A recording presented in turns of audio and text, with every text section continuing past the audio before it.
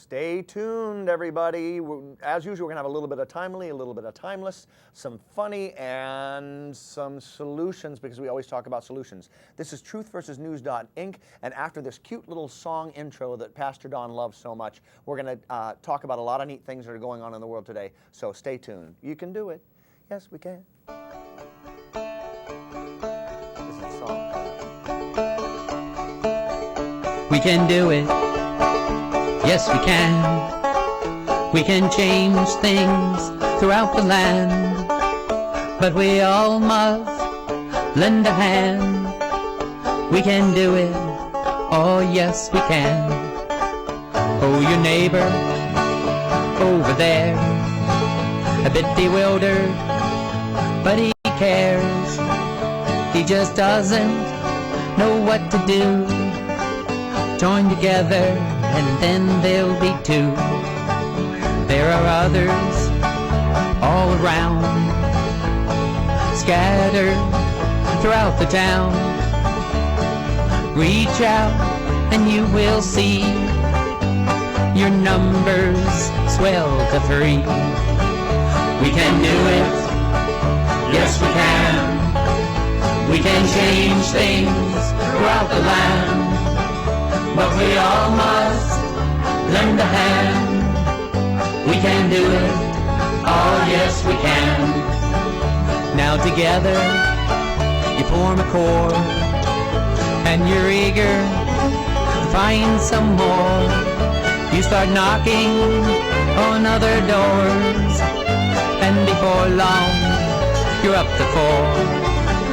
As your numbers begin to grow, you're expanding what you know. You're a movement when you reach 5, and now watched by the FBI. We can do it. Yes, we can. We can change things throughout the land, but we all must lend a hand. We can do it. Oh, yes, we can. You may ask, what can one do when the problems seem so huge? Start to learn, work, my friends. Keep your eyes on the prize to the end. All the problems can all be solved with dedication and a little resolve. Obstacles slowly dissolve when we all just get involved. When we all get involved, folks, there's lots happening in the world here for May 17th, filming on the 10th. Believe me, this is a crazy world and there's a lot to be concerned about. And we've got a great show for you today, and Kevin is going to take it over, and we're going to have an experience that you won't forget. I hope so. Hi, everybody. Welcome back to Truth vs. News.Inc. I'm Kevin B. Thank you, Pastor Don, for the fabulous technical expertise that make the show so interesting. We have a interesting show for you today. We're going to talk about what's going on here in Seattle. We're going to talk about what's going on in the world. And as usual, we want to let you know that things are changing and what you can do about it. If you've ever gone to youtube.com/activistangel and watched the show that says watch this first, I talk about something that can transform the whole world. I want you to think again. Look, I know I talk about this a lot. I want you to think again about what it would be like if the planet were transformed. What are the problems we have today? We have people wanting to go to war and make a whole bunch of money on it, and they say it's about oil, but it's really about a lot of money for them. We have a nuclear power plant in Japan that might just explode and flood the northern hemisphere with radiation, and we have a Gulf Coast that has been destroyed. All of this in the name of energy.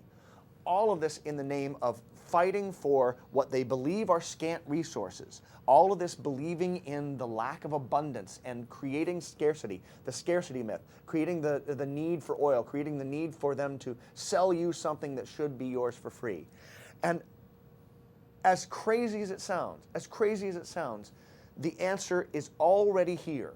in many forms. There are lots. I could talk to you about all kinds of them. Go to wanttoknow.info, click on their energy page. But the answer is in many forms, and we've talked to you about cold fusion. Yes, cold fusion is not phony. It is real. It has been proven. A man is rolling off cold fusion reactors in Italy named Andrea Rossi. It is happening. Cold fusion was poo-pooed by the energy industry. NASA's produced a video which we showed on that clip. I have something very exciting to share with you because an MIT professor has just now come out and given a lecture talking about their cold fusion reaction experiments that have been running since, oh, flags behind me, stuff behind me, Pastor Don, there we go, okay, where we go, oh, I got it. Getting your thing on. Pastor Don and I have this argument. He wants to put his fascinating things up behind me. See, I can't frame them. His fascinating pictures up behind me and tell a story other than the one that I'm telling. And that's like a theater production where somebody's off doing business over here while you're trying to do a love scene, right? And they're, pratfalling or something like that. It doesn't. See, there's more. Oh, weren't we going to do the pictures in a special segment? That's right. That's right. But getting ready for your presentation here. I'm trying to talk about something vital and important to the future of mankind. That's here, right. Don. That's right. Like our show yesterday, which was transformation. That was showing the solutions for how our mind has been transformed from being natural to being a debt slave, and how we can get back to being natural. And that's how we can get back. Well, local is the only way. And, that's right. And what would happen? What would the world be like if, in fact, we had local energy? Imagine it. Imagine you had all the energy you wanted. Everybody had it everywhere. You could desalinate water anywhere. You could grow all the food you want. You could produce aquaponics and bananas in the wintertime anywhere. It would transform everything. Nobody would need to go to war with Iran because they wouldn't be able to need to build a nuclear power plant because they wouldn't need the energy, so nobody would have to have nuclear power plants. Nobody would have to be poisoning the environment because you would have this. And here's the guy. This is an MIT professor. Check this guy out. You ready? Square it up if you can. PhD in electrical engineering and computer science from MIT in 1981. It was awarded. The sound is low on it, Don. You U.S. have to Department of Energy Lawrence buff it up. Award is in natural defense for contribution to the development of X-ray laser. This is the guy reading this man's credentials. This is an MIT professor. This is the man laying his credentials out. I'll have the link for this up at youtube.com/activistangel. Has been on the faculty at MIT since Faculty. 1986. MIT since 1986. We can do it. You can? He has worked on understanding the physical mechanism associated with excess heat production in the Fleischmann-Pons experiment since 1989. So he's been studying the Fleischmann-Pons experiments, the ones that everybody lied about. Go to wanttoknow.info, look for that documentary. When lied about these experiments, they worked, and MIT reproduced them. And then an MIT professor successfully sued MIT for lying and saying he hadn't reproduced it. And this is one of those people that's been doing that. Here we go. He was the co-chair of the 10th International Conference on Cold Fusion in 2003 and won the 2004 Preparat Award for the contribution to the cold fusion research. All right, let the guy talk already. Technical staff, please. Okay. I know this might seem dry, folks, but we're talking about really changing the whole planet here. Talking about transformation. I'm getting my head in the frame. Talking about a whole transformation of the planet. Hey, look, I'm framing myself. Okay. I very much appreciate opportunity to come here and present on this topic. The invitation is very much appreciated.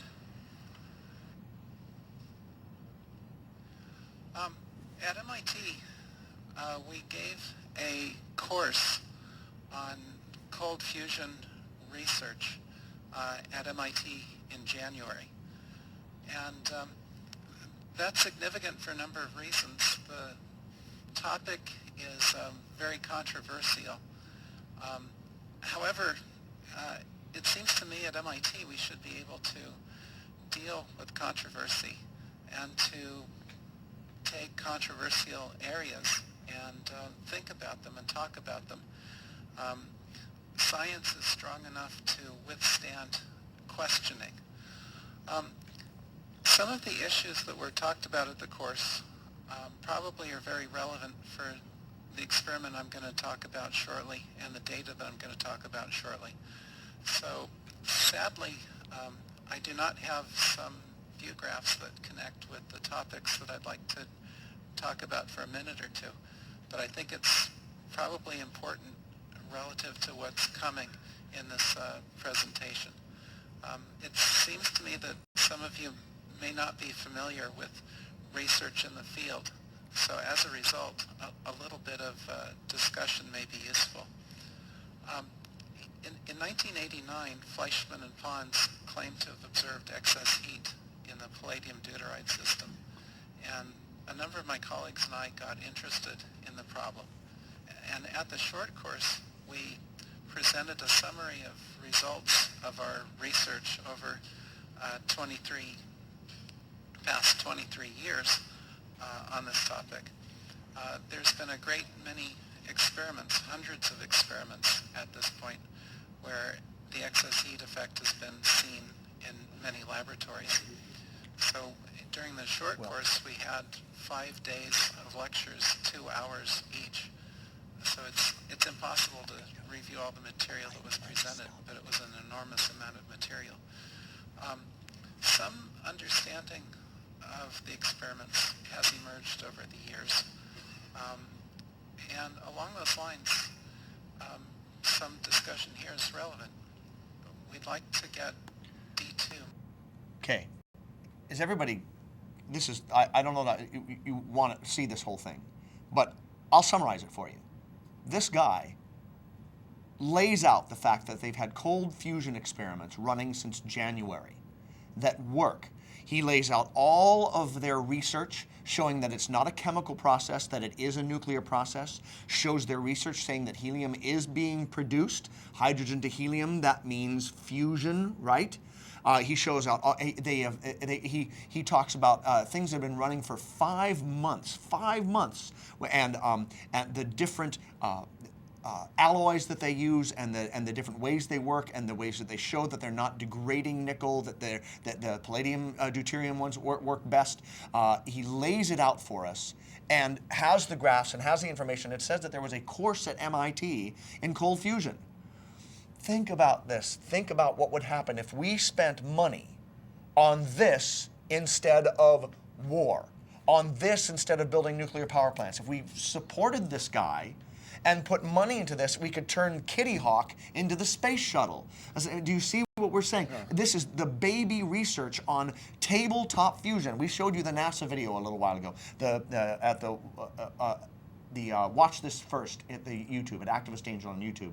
And that's a 2-minute video where NASA admits that this stuff is real. NASA's come out and MIT has come out. Look at what is happening here. We're talking about the complete transformation of human society and saving us from the clutches of thoroughly evil corporations that are willing to poison the planet, in fact, perhaps extinct the planet for profit. Now, now here is a 2-minute thing, the third part of this, where you listen to what this nice gentleman has to say. This is just 2 minutes on what happens to him. Okay? In the United States, at the moment, outside of a program under Dennis Bushnell at NASA, there is no, currently as far as I'm aware, there's no other government support for any work in this area for such experiments. I recently had the experience of working with a large company in the U.S. who is interested in pursuing experiments in this area and helping out. So we discussed with the technical people at this company the possibility that they might put in some money for the support of a replication of the Piantelli experiment. So they got agreement, they got the money, they got it to MIT, and we thought, good, now we can make some progress. However, a very famous physicist at MIT who is involved in the energy program found out what we were trying to do, and he canceled the program, and he called up the vice president of the company and said some things that weren't very polite about the research. And not only did the funding not come, the experiments didn't happen, but my colleagues at the company were very worried about where they were going to work next. As you know, there's unemployment issues currently in our bad economies. So there's fundamental difficulty with respect to getting support for the experiments. And what that means is that the science can be expected to go very slowly for these reasons until a solution is found for this problem. See, this guy isn't a politician. This guy isn't an actor, a performer. He's an MIT professor. And in his mild-mannered way, do you know what he just told you? He told you that he had found private funding to make his experiments work. And after he found the private funding, a well-known MIT professor canceled his project and called the company and threatened, and the company became so frightened about losing their jobs. In other words, enormous pressure was put on this company to not fund this experiment. If you don't get how you're being lied to on a grand scale every day and why we have a show called Truth versus News.Inc., then you're not paying attention. Now look, everybody's going to tell you how bad things are. And yeah, things seem pretty bad, but things don't seem very cozy to a poor baby that's about to be burst out of its womb either. Things get pretty uncomfortable for a little while until the new baby is born, and that's what's coming for us. If you haven't seen what's going on in the world, if you don't know what's going on, you know, I have somebody that I want you to listen to. She's a dear. Where is she? Not Sienna Cola. Where is that? Is that her? No, that's not Canadian. MP Victoria, there she is. Here's a 12-year-old. This is 6 minutes of a 12-year-old telling you exactly what's going on in the world. Here's the indigo children being born. This girl wasn't reading off a script. It was about 5 or 6 weeks ago that Victoria spoke to a group of 600 people at a Rotary Club, and she's going to be giving the same speech to us today. And I saw it, I think a week or so after it hit the web, it started going around, and so I quickly got on the phone and talked with her dad Zane and invited them here, and so we have a very special treat. So Victoria, come on up, do your thing.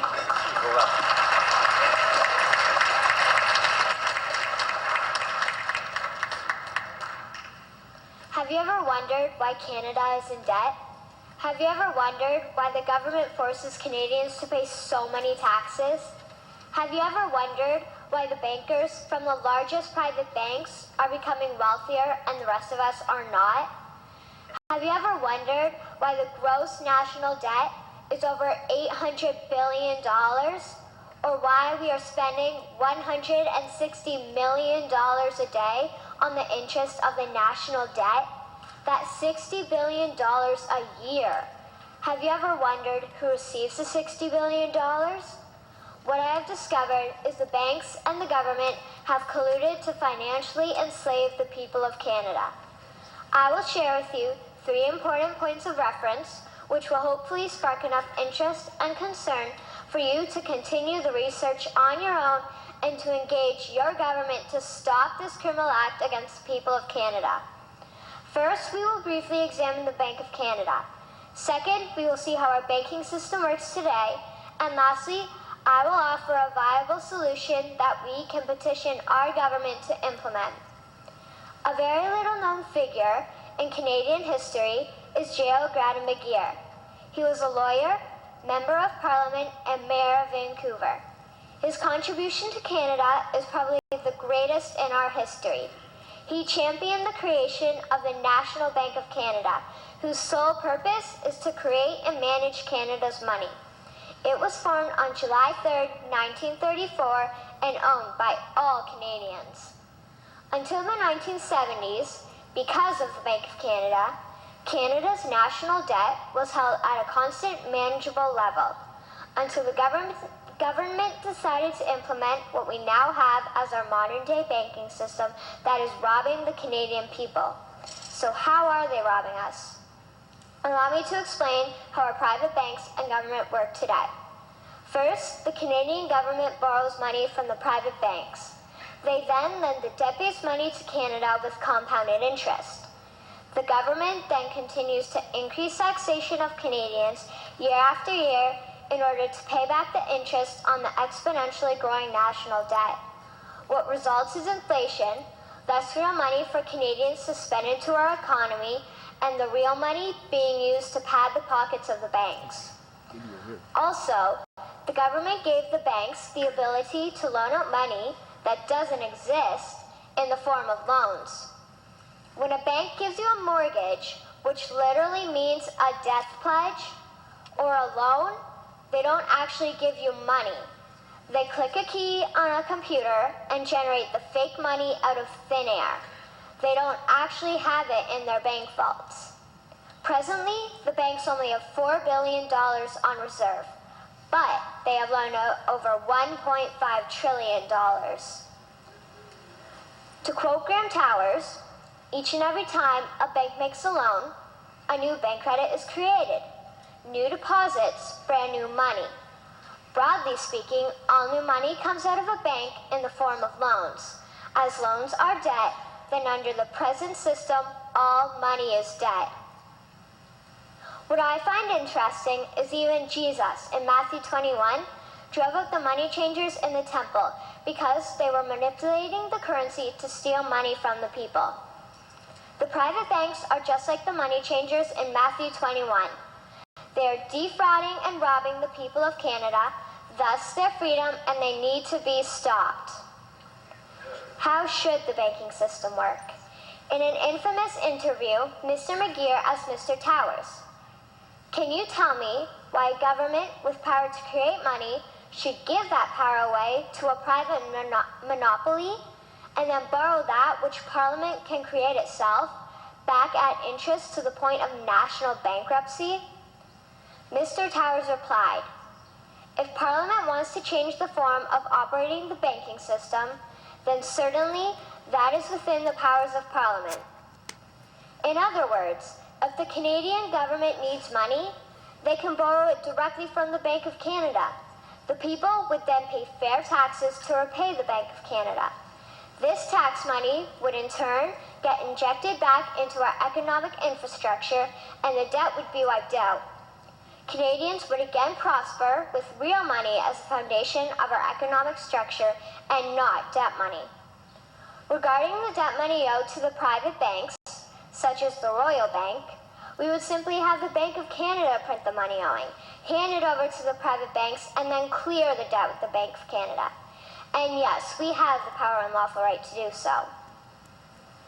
In conclusion, it has become painfully obvious, even for me, a 12-year-old Canadian, that we are being defrauded and robbed by the banking system and a complicit government.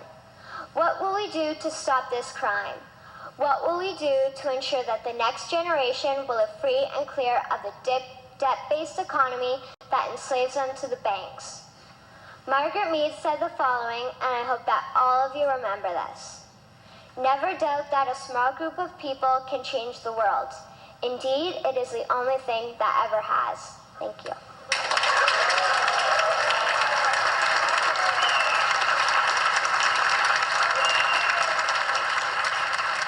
Never doubt, I know, Don, never doubt that a small group of people can change the world. Indeed, it is the only thing that ever has. Out of the mouths of babes, suffer ye the little children to lead you. You've seen my kid on this show several times. We've talked about this. My poor kid, every time I start to mention it, starts to hang on me now because he knows I'm going to start talking to people about this. But if we don't talk about it, what will happen? If we don't talk about it, do you know that Bob Hasagawa, a brilliant representative here in the state of Washington, tried very hard to get a state infrastructure bank, which would have saved us easily $1 billion a year, $1 billion a year, not going into the debt-based economy and not going into the bankster gangsters' hands. We are being robbed. Pastor Don, you said you've got a video you think plays to this?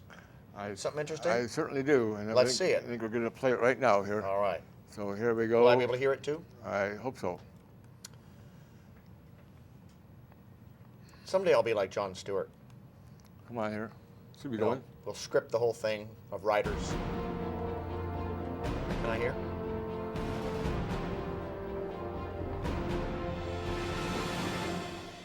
This is Blaise Ngolia, producer of Government Gone Wild. It is important that you watch this whole video and forward it to your family and friends. Did you know that our federal government spent $413 billion on interest payments just last year?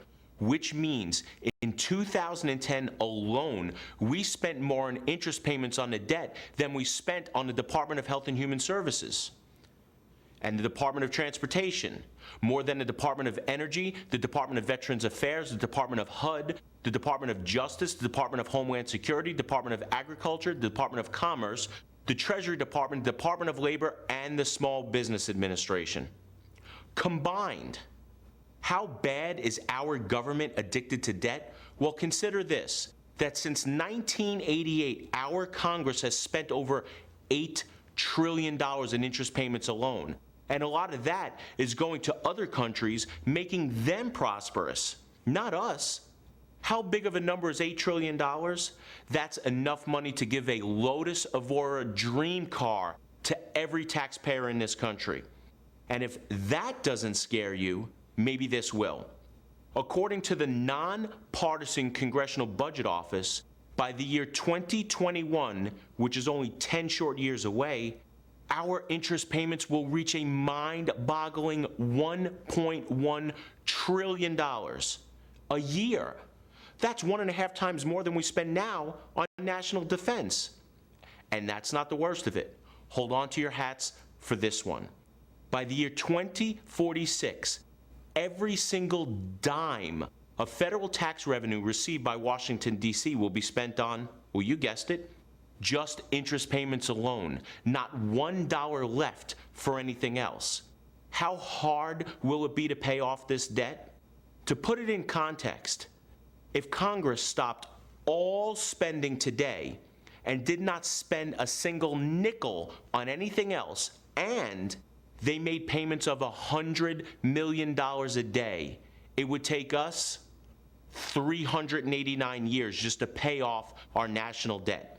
So remember, when you hear politicians talking about reducing the deficit, they are not talking about reducing the debt, and it will be the debt and the interest on that debt that may just be the downfall of the greatest republic this world has ever known.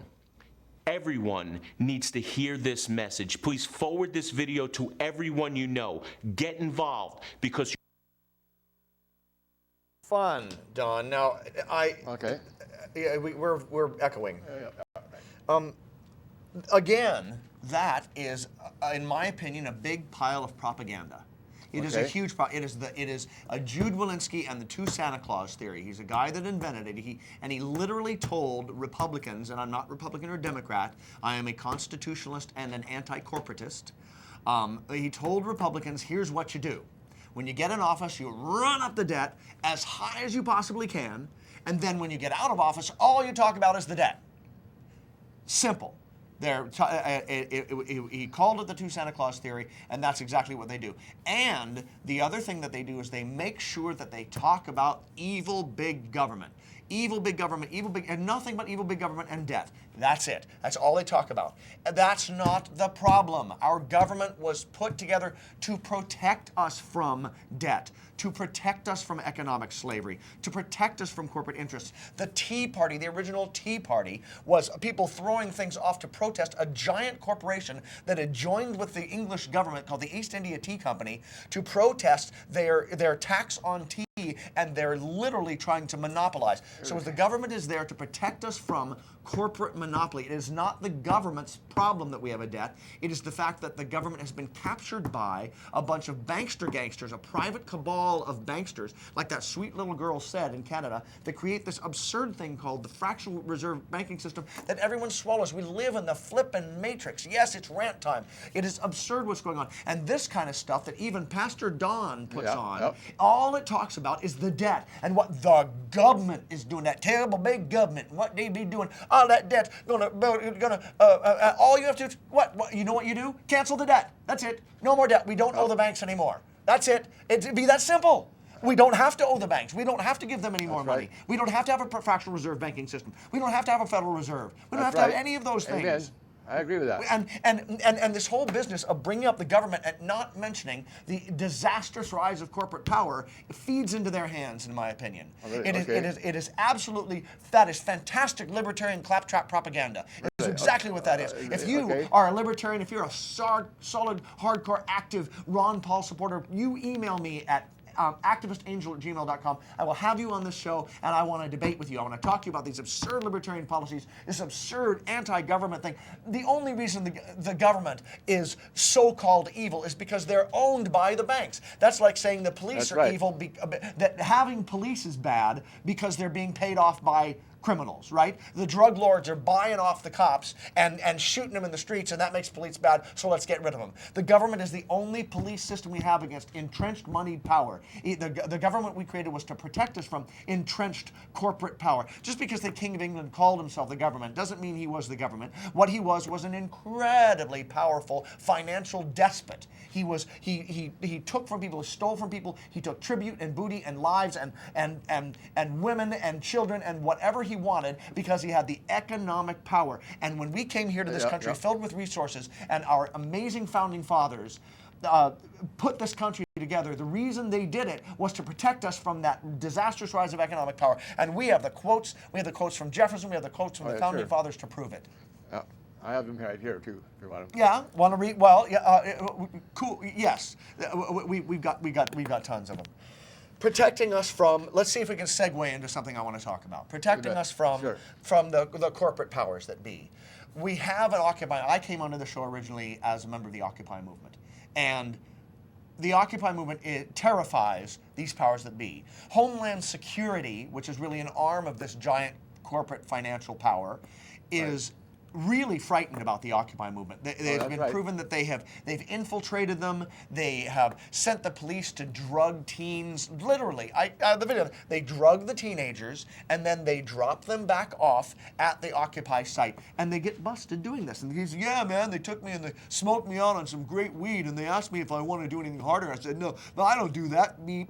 I just smoke weed, and they wanted somebody who's going to do some meth or heroin. Literally feeding these kids meth, heroin, and pot, and dropping them back off in order to discredit the Occupy movement. We have something that we need to watch for, and that's called Agents Provocateurs. Isn't that a nice name? They're goons, they're thugs, they're criminals. It's not a nice name. They're not nice. What they are is jackbooted thugs that are sent in to screw up a movement. We just had that happen in Seattle. It was amazing. I've been part of the Occupy movement. I've been going to the General Assemblies. I've been to the protests. And I'm telling you that if anybody ever walked up and said, I'm an anarchist and I want to throw rocks and everything, they are thrown out. They're given pamphlets talking about nonviolence. Nobody believes in it. And we literally had the police say, we have heard that anarchists are going to cause some problems at Seattle on the May Day protest that just happened. That wear police boots. Yeah. And so here is the videotape that happened, that was taken of these anarchists that are obviously part of the Occupy movement. Are we ready? Here goes.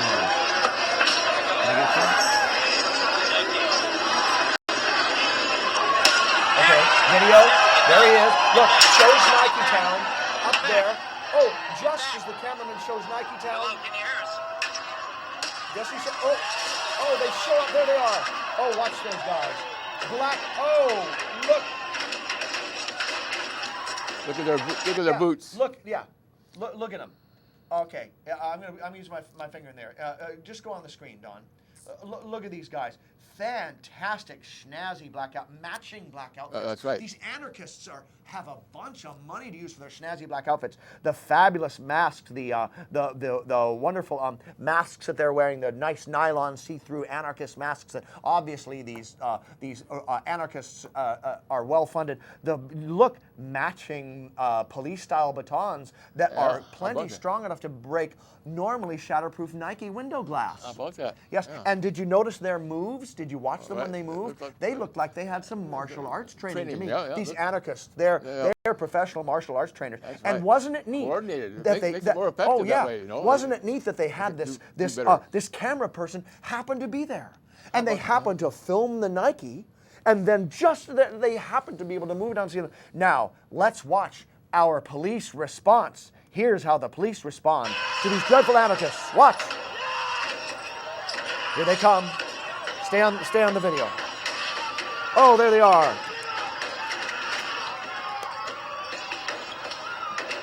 Oh, fancy dancy. Look at that. Nice matching backpacks. Matching outfits. Yeah. Okay. Great. Now they're going to run away. Oh, they got communist flags. There we go. Oh, red flags. Yes, right. There's a cop. Oh, look how fast he's going to get them. Look at those cops moving. Did you see how quick they were going? Oh, there they go. They're off to get those guys so fast. Look. Oh, my, look at those cops going. Oh, boogie bomb down. Let's go get those guys. Oh. Yeah. Oh, how about that? Seattle police at their finest. Moving quick. Oh, there they go. Go get them. Yes. Oh, wait. Oh, they don't. Oh, look, they're milling around. The poor cops are milling around, wondering what to do. Who should we go after here? How will we know who did that? Look for the matching designer ninja outfits, dudes. Yeah. Yeah, right? That's how you can tell.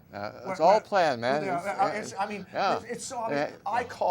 I finally got through to my friend John Curley. I'm going to mention his name flat out because I was on his radio show 3 times as a representative, which even though you can't represent the Occupy movement, he ambushed me 3 times. And I consider him a friend. He's a right-wing wacko nut job, but I'm a left-wing wacko nut job, so that's okay. And we've worked together in several venues, and I got him to listen. He had no idea that there was anything called Agents Provocateurs. No idea he had anything called Black Boots. I sent him this stuff, and guess what? I haven't heard back from him. He said he'd look at it. But now I want us to look at, they got busted. Okay, they got busted in Canada, flat out. And here's the best. It's 6 minutes long. I'm sorry to take that much time for this, but I think this is an important one because this just happened in Seattle. This just happened on May Day.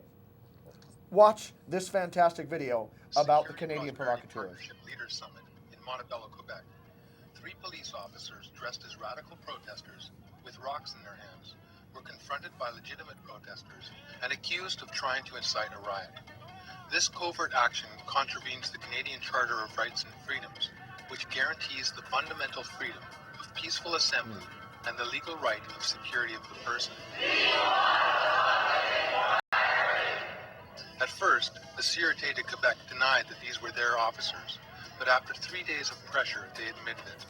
As we confirmed yesterday, the 3 people in question were indeed Sûreté de Quebec police officers performing their duties. At no time did the officer in question engage in provocation or incite anyone to commit violent act. This is clearly not true. As you can see in this video, one police officer struck a member of the riot squad on the face mask. You now see the same gloved hands, one holding a rock. Watch him spin around, change hands with the rock, and hit the riot shield. Watch again and listen for the clunk. Hey, take your mask off! This is clearly a provocation against the riot squad and an illegal act. What he was doing, what this guy was doing was he had been busted. I've seen the full video of this. And what happened is the cool protesters pointed at them and said, these guys are cops. They knew. They could tell they had agents provocateurs, a lovely word like austerity. Sounds nice, but it's really one of the most despicable criminals imaginable. Agents Provocateur. Yeah, provocative agents. The French were provocative agents. Professional. And so he wanted to get the police to arrest him to get him away from the protesters. So he's literally going, hey, you got to take me in, get me behind the line, and watch what they do. One of the extremists needed to harass 2 our police officers. If this is the case, let's see the tapes. Every square inch of the protest site was covered by surveillance cameras. We want to know how many cameras and where they were located. We want corresponding videos for each camera.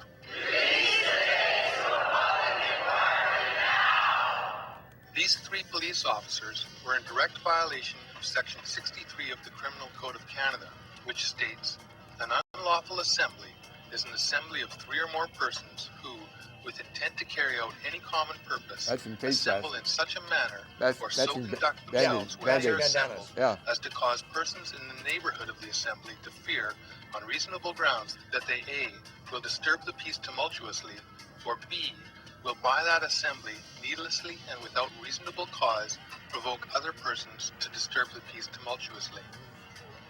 This covert police action was against the law. They want us to be aggressive with them. 501. These officers are also in violation of Section 464A of the Criminal Code, which states, everyone who counsels another person to commit an indictable offense is, if the offense is not committed, guilty of an indictable offense and liable to the same punishment to which a person who attempts to commit that offense is liable. The commanders of these officers, all the way up the chain of command, are also in violation of Section 465 of the Criminal Code. There's the police dutifully arresting their own guys, which is now established. It took them a long time to admit that they were their own guys, when everybody knew it. This is just the one that got busted.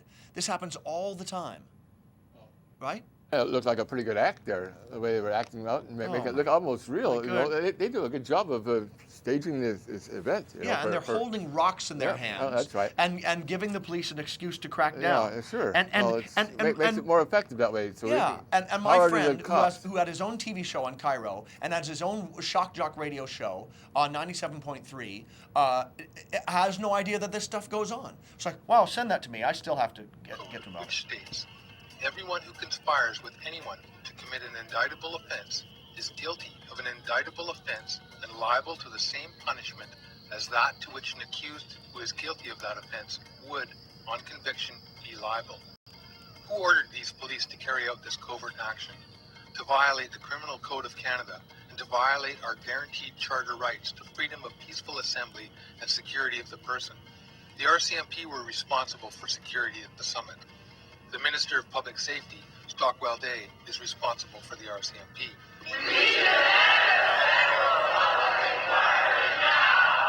One of the police officers assaulted Dave Coles, the president of the Communications, Energy and Paper Workers Union, twice. 15 minutes before I shot the footage of the police with rocks, I was at the front line of the protest.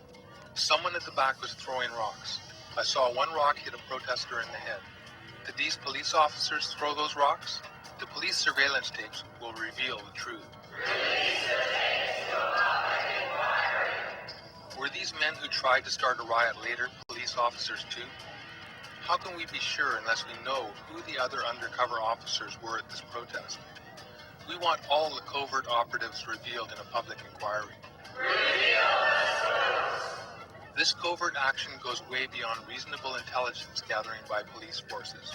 These police officers were infringing on the constitutional and democratic rights of a group of educated and reasonable people who were legally protesting an agreement and process that will destroy Canada, our democracy, and our standard of living.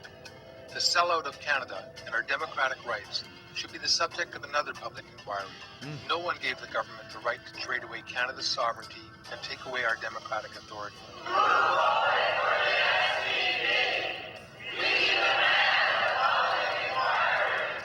This is an unacceptable situation. We cannot allow the development and implementation of a police state. Police and the government must be accountable. All right, he saw enough to know what's going on. That's what's happening. Yeah. That's what we're up against with trying to change this. And as always, we have solutions, and those solutions are build your community. Those solutions are get to know your neighbors. Those solutions are find some engineers that you know and have them look at this information about free energy devices, limitless energy, perpetual motion, call it what you want, cold fusion, call it what you want. It isn't free. It comes from hydrogen, but there's enough energy in a gallon of seawater to run New York for a year. You know what I mean? That's how much energy there is. It's not free. It doesn't violate any physics principles. Don't let them tell you that kind of garbage. Get some engineers together. You are not going to be able to buy one of these machines soon. They are doing everything they can to stop any commercial production of anything. They're doing everything they can to stop any research into it, any refinement or improvement of it. They're doing everything they can to stop that. And all we can do is get your friends, get your engineer friends to watch it, get them to break out of their flat Earth mindset and break into the idea that if we get together, you can build these machines. That's not wanttoknow.info, and look at their energy page. They've got 8 of the finest new energy technologies, everything from running cars on water to magnetic motors to cold fusion. I mean, there are lots of energy technologies in an abundant universe, in a universe that transformed from scarcity thinking to abundant thinking. We do not have to murder all the people on the planet. Overpopulation is a myth. In every country where women are empowered, the population is going down. It's that simple. Germany and Japan and some of the industrialized countries are literally paying people to have babies because they're so worried about their old people not being cared for by enough young people. The only place where population is exploding are where people have high infant mortality, they think that their kids won't survive, and they think that they need to be cared for because there's no social safety net for seniors, so they want to have as many surviving kids as they can to protect them in their old age. The moment that we have a safety net, the moment we empower women and birth control, our society succeeds better. Now, we've ranted enough. Let's have some fun with one of it. Okay, Pastor Don Gron, or Gron, or whatever his name is today, and I have a disagreement about the way that this TV show ought to work. I think I'm interesting enough when I speak. I think I'm so fascinating and riveting that you want to watch me, and every time that he puts up some fancy, I'm gonna figure out how to do that well. And he puts up some fancy photo up there because they're fascinating. Sometimes they're comics. Sometimes they have nifty things that they say, and I'm talking. So we have had this ongoing argument. So now we're going to have a section where we're just going to look at some of Don's neat graphics, put them full screens. We'll talk and we'll remark on them because I want to see what they actually say. So let's see some full screen, some fun ones. What do you? Full screen. Okay, I'll get it here, full screen. Yeah. Not that I. Yeah. There you go. Move your thing. Hey, what do you got? Go. Hey, you. Stop asking questions. Oh, okay, that's a fun one. Oh yeah. Pastor Don and his fun. Anyway, hey, you got that? Yeah, but I got all kinds of them. Okay, let's throw some out. You got the kid, the Russian kid. You got your Fukushima fruits. Well, that's not funny or interesting. That's okay. Pass through them quickly. I got all kinds of things here. Yeah. See. But I don't have them up to ready to go right now. Oh, you don't? I can okay, get them up. Okay. Fukushima fruits. Here. Okay. Well, you want to get a few going, and I'll do another thing. I got a couple things. Anyway, I got something. We need something funny. So here. Fukushima. There's tomatoes from Fukushima. Fukushima fruits. Oh, that's hard to even think about. So here, I got something funny. Here we go. Okay. And find some funny ones on your end. I got something fun here.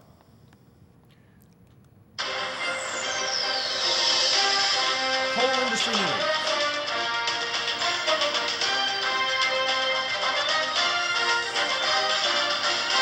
Gregory Dawson filling in for Clifford Baines, who got a call back. Wind power is gaining popularity as a clean, renewable energy source. But is it dangerous? This week, the American Coal Lobby released a new advertisement warning wind turbines could blow the Earth out of its orbit. Let's watch. The Earth's orbit. All life depends on it. A little closer to the sun, we'll burn up. A little farther away, we'll freeze. But wind farmers want to install thousands of propellers onto the Earth, and propellers make things move. We like this planet. Let's not blow it away. Chilling stuff. So, panel, is it time to reconsider wind energy? I think we have to. I'll admit, I always assumed that wind energy was harmless, but after seeing this ad, I am not so sure. Some leading scientists at Cole University recently took me out to dinner and told me about a study they had just published. It demonstrates how the sheer force of the new wind we're creating could accelerate the Earth's rotation so much, people will literally fly right off of like when you spin a lazy Susan too fast and the pepper shaker slides right off? The environmental activist group Americans for Mining-Based Energy recently released a documentary entitled Terminal Gust, in theaters soon. Could movies like this spur the public to take a more critical look at the wind industry? Well, I just happened to see a screening of that film at the recent Center for Coal Policy Conference in the Bahamas. There is a heart-rending segment about a small town which is suffering from wind whistling into their water supply. Oh, my God. Kids could drink that water and get wind in their brain. These big wind fat cats have our country in a stranglehold. I'm tired of America sucking on the wind. The fact is, mankind is meddling with forces that cannot comprehend here. Unlike coal, we don't know what wind is. No. We don't even know where it comes from. Wind slips through your fingers. It's dishonest. It's like that slogan from last year, coal, energy you can clutch. Now, the coal lobby has recently raised concerns about other energy industries. Just earlier this week, they took out this full-page ad in the New York Times about how solar energy is sucking our sun The dry. American people have to stand up and start buying only environmentally sound, coal-based products. Yeah. Matter of fact, I happen to have this delicious snack bar here. It's 100% natural coal. It's yummy. Wow. Yeah. That's really good. Hey, tomorrow morning on Today Now, turning your bedside table into an end table. I can't wait. Yes, that's the kind of garbage we are seeing. We're being propagandized really, really well, aren't we? Isn't it something? Yeah. Okay, well, I've got till 5:01. Okay, that gives me enough time. You need to know what's going on. The very foundation of democracy is being shattered, and that is because our elections are being stolen. And here's a little bit about CNN lying, just flat out lying about Ron Paul's numbers. God bless us. Hey, welcome back, guys. I'm Matt Larson-Den, and right now I will prove to you and anyone else you show this video to how the mainstream media is lying to everyone about the current delegate count. It is very plain and simple. All you need to do is look at the results they have posted and even say on their own website are up to date as of today. Then compare them with the actual results from the different caucuses around the states. I'm going to show you 3 of them, and I'm starting with Minnesota. According to CNN, Santorum is getting about 25 delegates, Paul is getting 9, Gingrich 2, and Romney 2. But we all know this is not correct. As of now, Ron Paul actually has 20 delegates. Rick Santorum has 2 delegates, and there are 2 unknown delegates. These numbers are from the March 31st through April 21st district conventions. Then, on May 18th through 19th, the state conventions begin, and there are 13 at-large delegates chosen. In addition, 3 party leaders, the National Committee man, the National Committee woman, and the chairman of the Republican Party become delegates, and they are unpledged. So, at the very least, Ron Paul will have 20 of Minnesota's 40 delegates that are going to the National Convention. That means you can add at least 11 more delegates to Ron Paul's Minnesota totals, and minus the 2 from Romney's numbers, bringing him to 0. Now, the unbound delegates are free to vote for who they choose, but as for now, Romney has 0 pledged from Minnesota. Next, let's look at Nevada. According to CNN, Romney has 14 delegates. Gingrich has 6, Paul has 5, Santorum 3. But again, we know this is just not true. After the state conventions held just a few days ago in Nevada, Ron Paul came out the victor, taking home 22 delegates to the national convention. Romney got 3, and then an additional 3 delegates that were not up for election. As you can see, he goes on to show you lie after lie after lie. That is why we have a show called Truth versus News.Inc.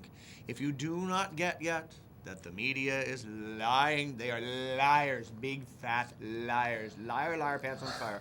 If you don't get that yet, then you don't get what's really going on. And until we do, it's really fascinating. What do you got? The show Transformation talked all about the lies of the government, corporate interests controlling the government, and essentially we don't have the government that we thought we were getting back in 1790s.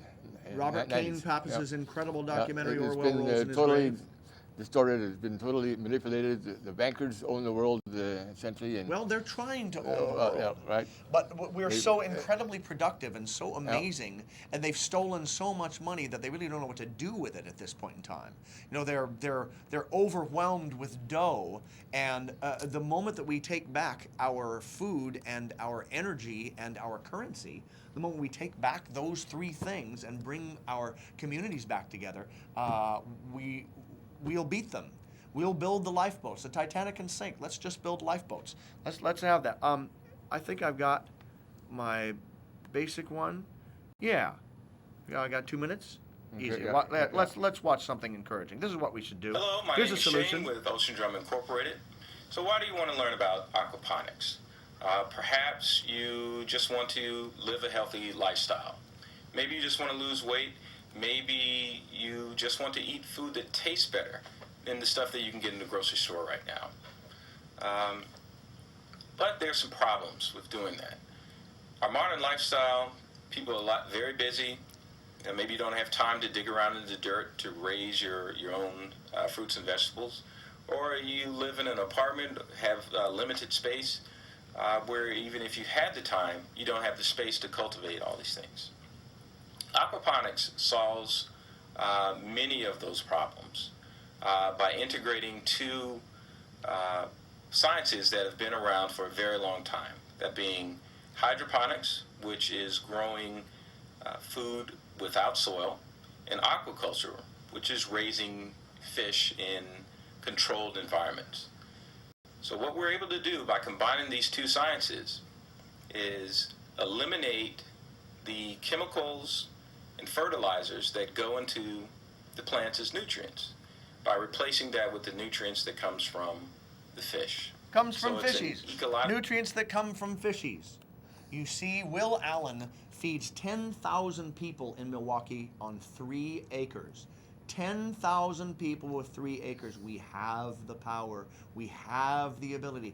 Imagine if you get your engineer friends together and build a machine or get solar panels. Solar panels would do it. Let's bring solar panel down. You don't even have to have wild-eyed conspiracy theories like Massachusetts Institute of Technology and NASA telling you that there's a brand new energy source. You have one that is actually admittedly real, and that's solar power. Stick that up there. Start growing your own food. Make some aquaponics. Look into fourthcornerexchange.com, lifecurrency.org, and let's get some alternative currencies like Greece is starting to do. People are fighting back against the banksters and winning. And we're fighting back against the banksters and winning, and you can do it. Look into the stuff, wanttoknow.info. Find all the truth out there. Look for solutions, look for inspiration, talk to your friends, get to know your neighbors, grow your own food. See ya. Yeah. Thank you very much for watching, folks. We've had a good show today. Let's see here. We got right here. I tried to end right on time. You're right on time. In fact, I'm going to play it right now, and we're going to go out knowing that we can do things. We can do it. Yes, we can. And here we go. Eat your heart out, Jon Stewart.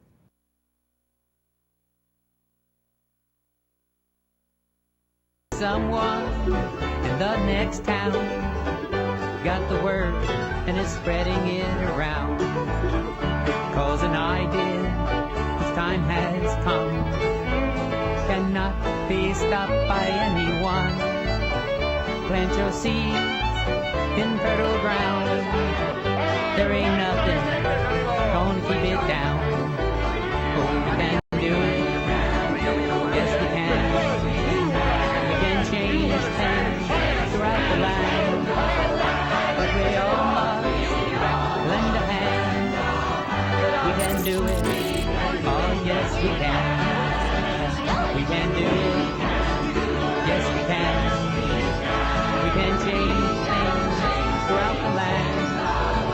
But we all must lend a hand. We can do it. Oh, yes, we can. We can do it. Yes, we can. We can change